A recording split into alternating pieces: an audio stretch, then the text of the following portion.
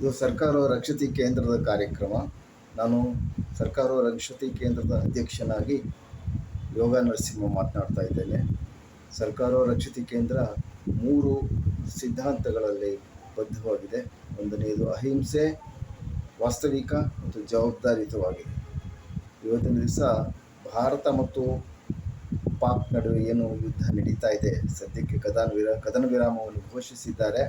ಆದರೂ ಕೂಡ ಅಲ್ಲಲ್ಲಿ ಉಗ್ರರು ದಾಳಿಯನ್ನು ಮಾಡ್ತಾ ಇದ್ದಾರೆ. ಆದರೆ ಸದ್ಯಕ್ಕೆ ಯುದ್ಧ ನಿಂತಿದೆ ಅಂತ ಹೇಳ್ಕೋಬಹುದು.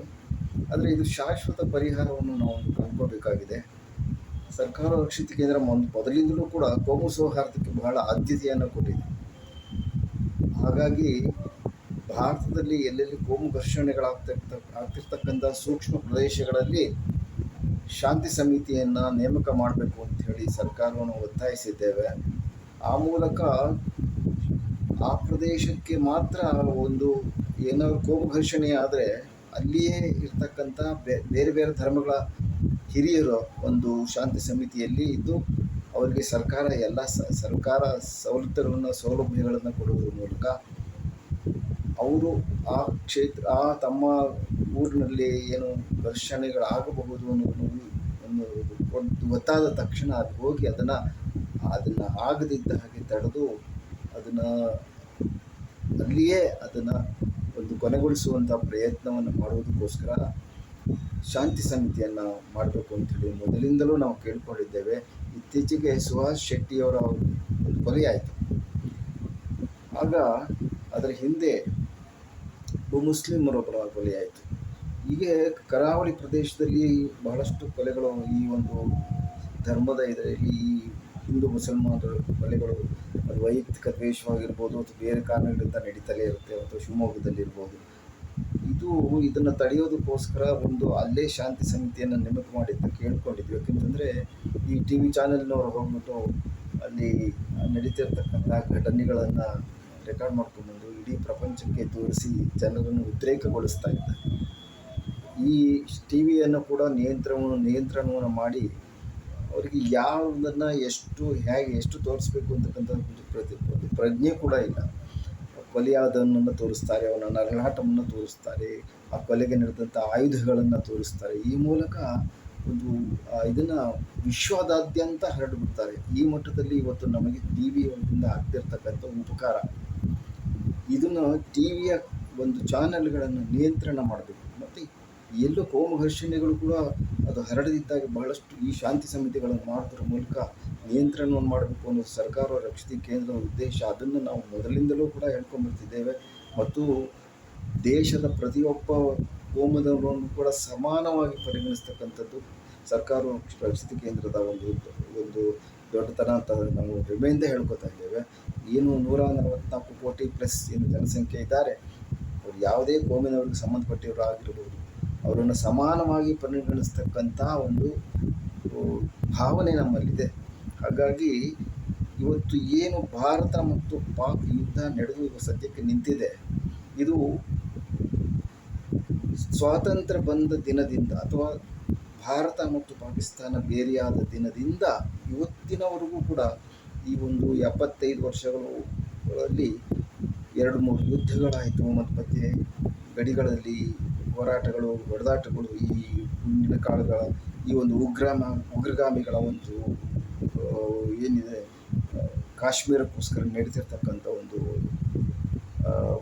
ಏನು ಅವರು ಕೇಳ್ಕೊತಾ ಇದ್ದಾರೆ, ಏನು ನಡೀತಾ ಇದೆ, ಹಿಂಸೆಗೆ ಅದು ಅವಕಾಶವನ್ನು ಕೊಟ್ಟು ಈ ಹಿಂಸೆ ಗಡಿ ಪ್ರದೇಶದಲ್ಲಿ ಬಹಳ ವರ್ಷಗಳಿಂದ ನಡ್ಕೊಂಡು ಬರ್ತಲೇ ಇದೆ.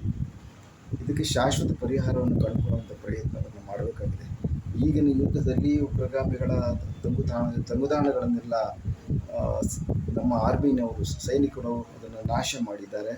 ಯುದ್ಧದಲ್ಲಿ ಕೂಡ ಆದಷ್ಟು ನಾವು ಗೆಲ್ಲುವುದರ ಮೂಲಕ ಏನೋ ಒಂದು ನಕಾರಾತ್ಮಕವಾದ ಶಕ್ತಿ, ರಕ್ತ ಪಿಪಾಸುಗಳಾಗಿರ್ತಾರೆ, ಯುದ್ಧಗಳು ಬೇಕು, ಹಿಂಸೆ, ದೇಶಗಳನ್ನು ಹೊಡಿತಕ್ಕಂಥದ್ದು, ಇಂಥ ನಕಾರಾತ್ಮಕವಾದ ಜನ ಇರ್ತಾರೆ.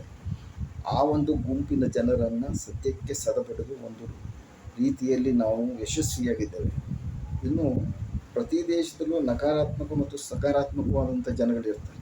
ಈ ಸಕಾರಾತ್ಮಕವಾದ ಜನಗಳು ಅಂದಾಗ ಆ ದೇಶದಲ್ಲಿ ಪಾಕಿಸ್ತಾನದಲ್ಲಿ ಕೂಡ ಕೆಲವು ಪ್ರಜೆಗಳು ಶಾಂತಿಯುತವಾಗಿರ್ತಾರೆ. ಒಂದು ಯಾವ ರೀತಿಯಾದ ಹಿಂಸೆಗೂ ಹೋಗುವ ಅವಕಾಶವಿರುವುದಿಲ್ಲ. ಬದುಕಿದರೆ ಸಾಕಪ್ಪ ಅನ್ನುವ ಮಟ್ಟದಲ್ಲಿ ಇರ್ತಾರೆ. ಅಂಥ ಒಂದು ಜನ ಎಲ್ಲ ದೇಶಗಳಲ್ಲೂ ಇರ್ತಾರೆ, ಅದು ಪಾಕಿಸ್ತಾನದಲ್ಲೂ ಇದ್ದಾರೆ. ಇವತ್ತು ನಮಗೆ ಪಾಕಿಸ್ತಾನದ ಜೊತೆ ಒಂದು ಭಾವನಾತ್ಮಕವಾದ ಸಂಬಂಧ ಇದೆ. ಯಾಕೆಂತಂದರೆ ದೇಶ ಭಾಗವಾಗುವ ಮುಂಚೆ, ಪಾಕಿಸ್ತಾನ ಮತ್ತು ಭಾರತ ಅಂತ ಎರಡು ದೇಶಗಳಾಗುವ ಮುಂಚೆ ಒಂದೇ ದೇಶವಾಗಿತ್ತು.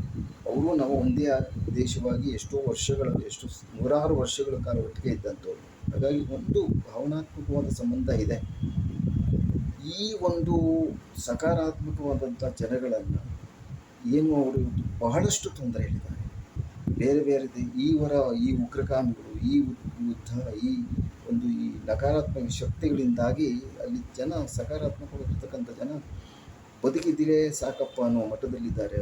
ಅವರಿಗೆ ಶಾಂತಿ ಬೇಕು, ತಮ್ಮ ಪಾಡಿ ತಾವು ಕೆಲಸ ಮಾಡ್ಕೊಂಡು ಬದುಕುವಂಥ ಒಂದು ವಾತಾವರಣ ಬೇಕಾಗಿದೆ. ಇಂಥ ಒಂದು ಸ್ಥಿತಿನಲ್ಲಿ ಇವತ್ತು ಪಾಕಿಸ್ತಾನದಲ್ಲಿ ಜನತೆ ಇದ್ದಾರೆ.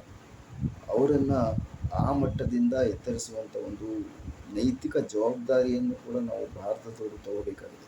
ನಮ್ಮ ಎಲ್ಲತನವನ್ನು ಕಾಪಾಡಿಕೊಳ್ಳುವುದರ ಜೊತೆಗೆ ನಮ್ಮ ದೇಶದ ರಕ್ಷಣೆ, ನಮ್ಮ ಹಿಂದೂ ದೇಶವಾಗಿರ್ಬೋದು, ಅಥವಾ ನಮ್ಮ ದೇಶದಲ್ಲಿ ಏನು ನಮ್ಮ ಸಂಸ್ಕೃತಿ, ಪರಂಪರೆ, ಇತಿಹಾಸ, ನಮ್ಮ ಆಚಾರ ವಿಚಾರಗಳು, ಸಾವಿರಾರು ವರ್ಷಗಳ ನಮ್ಮ ನಂಬಿಕೆಗಳು, ಇದು ಯಾವುದನ್ನು ಕೂಡ ನಾವು ಕಳೆದುಕೊಳ್ಳದಿದ್ದಾಗ ಅದನ್ನು ಉಳಿಸ್ಕೊಂಡು ಬೆಳೆಸ್ಕೊಳ್ಳುವುದರ ಜೊತೆಗೆ ಯಾವ ಸಾವಿರಾರು ವರ್ಷಗಳಿಂದ ಈ ಬೇರೆ ಬೇರೆ ಧರ್ಮಗಳು ನಮ್ಮ ದೇಶದಲ್ಲಿ ವಾಸಿಸ್ತಾ ಇದ್ದಾರೆ. ಅದು ಜೈನರಾಗಿರ್ಬೋದು, ಸಿಖ್ಖರಾಗಿರ್ಬೋದು, ಪಾರ್ಸಿಗಳಾಗಿರ್ಬೋದು, ಕ್ರಿಶ್ಚಿಯನ್ಸ್ ಆಗಿರ್ಬೋದು, ಯಾರೇ ಆಗಿರ್ಬೋದು, ಎಲ್ಲರೂ ಕೂಡ ಈ ದೇಶದಲ್ಲಿ ಬಂದು ವಾಸವಾಗ್ತಾ ಇದ್ದಾರೆ. ಒಂದು ಸುಭಿಕ್ಷವಾದ ಕಾಲ ಇತ್ತು, ಸುಭಿಕ್ಷವಾಗಿ ನಮ್ಮ ದೇಶದಲ್ಲಿ ಸಂಪತ್ತಿತ್ತು. ಆಗ ಎಲ್ಲರನ್ನೂ ಕೂಡ ದೊಡ್ಡ ಮನಸ್ಸಿನವರು ಎಲ್ಲರನ್ನೂ ಸ್ವೀಕರಿಸ್ಬಿಟ್ಟು ನಾವು ಇವತ್ತಿನ ದಿವಸ ಅವ್ರ ಜೊತೆ ಬದುಕ್ತಾ ಇದ್ದೇವೆ. ಈ ಕೋಮುವಾದದ ಒಂದು ವಿಷಯ ನಮ್ಮಲ್ಲಿ ಒಂದು ಸಮಸ್ಯೆಯಾಗಿದೆ. ಹಿಂದೂ ಮತ್ತು ಮುಸಲ್ಮಾನರ ಒಂದು ವಿಷಯ. ಮತ್ತು ಇದು ಪಾಕಿಸ್ತಾನ ಮತ್ತು ಭಾರತ ದೇಶದ ಒಂದು ಈ ಶ್ರೀನಗರದ ಒಂದು ವಿಷಯ ಏನಿದೆ, ಅದೊಂದು ಎರಡು ದೇಶಗಳಿಗೂ ಕೂಡ ಒಂದು ಜಗಳದ ವಿಷಯವಾಗಿ ಅದು ಈ ಯುದ್ಧಗಳು, ಈ ಸರ್ಜಿಕಲ್ ಸ್ಟ್ರೈಕ್, ಇವನ್ನೆಲ್ಲ ನಡೀತಾ ಇದೆ. ಶಾಶ್ವತ ಪರಿಹಾರವನ್ನು ಏನು ಕಂಡುಕೋಬಹುದು ಅನ್ನೋದಕ್ಕೆ ಇವತ್ತು ಏನು ಅಂತ ಅನ್ನೋದಾದರೆ, ಭಾರತ ಮತ್ತು ಪಾಕಿಸ್ತಾನ ಒಂದೇ ದೇಶವಾಗಿ ಹೊರಹೊಮ್ಮುವುದರ ಮೂಲಕ ನಾವು ಬಹುಶಃ ಇದಕ್ಕೆ ಪರಿಹಾರವನ್ನು ಕಂಡುಕೋಬಹುದು ಅಂತ ನನಗನ್ಸುತ್ತೆ. ಏನು ಪಹಲ್ಗಾಮ್ನ ಒಂದು ಬೈಸರಾಲ್ ಅಂತಕ್ಕಂಥ ಒಂದು ಪ್ರದೇಶದಲ್ಲಿ ಏನು 26 ಜನಗಳ ಮಾರಣ ಹೋಮವಾಯಿತು, ರಕ್ತವಾದ ಹೋಬಳಿಯನ್ನು ಹರಿಸ್ಬಿಟ್ರು, ಅಂಥ ಒಂದು ಪ್ರದೇಶದಲ್ಲಿ ನಾವು ಊಹಿಸ್ಕೊಳ್ಳೋಣ, ಒಂದು ಸುವರ್ಣ ಕಾಲವನ್ನು ಬರುವ ಹಾಗೆ ಪಾಕಿಸ್ತಾನದ ಪ್ರವಾಸಿಗರು, ಭಾರತದ ಪ್ರವಾಸಿಗರು ಅದೇ ಸ್ಥಳದಲ್ಲಿ ಒಟ್ಟಿಗೆ ಇದ್ದು ಸಂತೋಷದಿಂದ, ಆನಂದದಿಂದ ಕಾಲವನ್ನು ಕಳೆಯುವಂಥ ಒಂದು ಸಮಯ ಬರೋದಕ್ಕೆ ಸಾಧ್ಯವಾಗೋದಾದರೆ, ಯಾವಾಗ ಎರಡು ದೇಶಗಳು ಒಂದಾಗಿ ಒಂದೇ ದೇಶವಾಗಿ ಹೊರಹೊಮ್ಮುತ್ತೆ, ಬಹುಶಃ ಅದು ಸಾಧ್ಯವಾಗುತ್ತೆ ಅನಿಸುತ್ತೆ. ಈ ನಿಟ್ಟಿನಲ್ಲಿ ಪ್ರತಿಯೊಬ್ಬರು ಕೂಡ ಯೋಚನೆ ಮಾಡಬೇಕಾಗಿದೆ. ಈ ನಿಟ್ಟಿನಲ್ಲಿ ವಿಶ್ವದ ನಾಯಕರುಗಳು, ಅಮೇರಿಕ ಆಗಿರ್ಬೋದು, ರಷ್ಯಾ ಆಗಿರ್ಬೋದು, ಬೇರೆ ಬೇರೆ ದೊಡ್ಡ ದೊಡ್ಡ ದೇಶಗಳವರು ಈ ಪಾಕಿಸ್ತಾನದ ನಾಯಕರು ಮತ್ತು ಭಾರತದ ನಾಯಕರುಗಳನ್ನು ಕೂರಿಸಿ ಒಂದು ಮಾತುಕತೆಯನ್ನು ನಡೆಸಬೇಕು ಅಂತೇಳಿ ನಾವು ಕೇಳ್ಕೊತೀವಿ. ಜೊತೆಗೆ ಜನಾಭಿಪ್ರಾಯವನ್ನು ಕೂಡ ನಾವು ಸಂಗ್ರಹಿಸಬೇಕಾಗಿದೆ. ಈ ದೇಶದಲ್ಲಿ ಜನಾಭಿಪ್ರಾಯವನ್ನು ಸಂಗ್ರಹಿಸಿ, ಪಾಕಿಸ್ತಾನದಲ್ಲೂ ಜನಾಭಿಪ್ರಾಯವನ್ನು ಸಂಗ್ರಹಿಸಬೇಕು. ಒಂದು ನೈತಿಕ ಬಲವನ್ನು ನಾವು ಸೃಷ್ಟಿಸ್ಕೋಬೇಕಾಗಿದೆ. ಆ ಮೂಲಕ ಒಂದು ಸಮಸ್ಯೆಗೆ ಪರಿಹಾರ. ಯಾವತ್ತಿಗೂ ನಕಾರಾತ್ಮಕತೆ ಅದು ಯಶಸ್ವಿ ಆಗೋದಿಲ್ಲ. ಒಂದಲ್ಲ ಒಂದು ದಿವಸ ಅದು ಸೋಲನ್ನು ಅನುಭವಿಸುತ್ತೆ. ಬಹಳಷ್ಟು ಮಟ್ಟಿಗೆ ಈಗ ಅದು ಸೋತಿದೆ. ಹಾಗಾಗಿ ಇದೊಂದು ಸುಸಮಯವಾಗಿದೆ. ಈ ಸುಸಮಯವನ್ನು ನಾವು ಉಪಯೋಗಿಸಿಕೊಂಡು ಎರಡೂ ದೇಶಗಳು ಒಂದಾಗುವುದಕ್ಕೆ ಏನೋ ಒಂದು ವಾತಾವರಣವನ್ನು ಮಾಡಬೇಕು, ಏನು ಮುಂದುವರಿಬೇಕು ಅನ್ನೋದನ್ನು ನಾವು ಚಿಂತನೆಗೆ ಒಳಪಡಿಸಿಕೊಳ್ಬೇಕಾಗಿದೆ.